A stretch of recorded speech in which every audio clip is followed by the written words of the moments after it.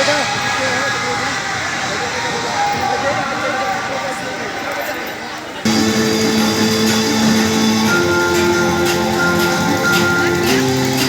दशक में हर चुनौती पर जीत का परचम लहराते आए हैं।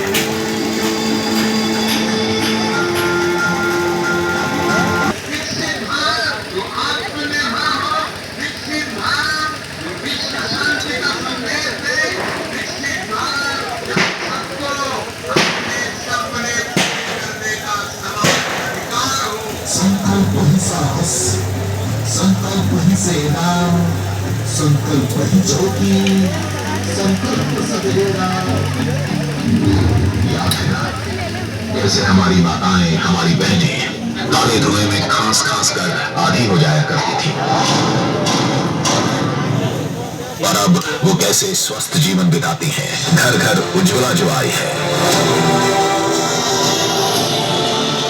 क्योंकि संकल्प था धुएं को हराने का। याद है ना, हमारी बच्चियां पानी भरने जाती थीं, जिसके चलते स्कूल छूट जाया करता था। पर अब घरों में नल और बेटियां हैं स्कूल में, क्योंकि संकल्प था घर घर जल पहुंचाने का।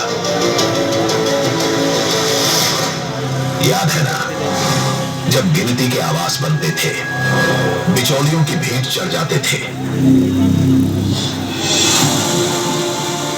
और अब आजादी के बाद सबसे अधिक घर बने हैं, वो भी सारी सुविधाओं से युक्त, क्योंकि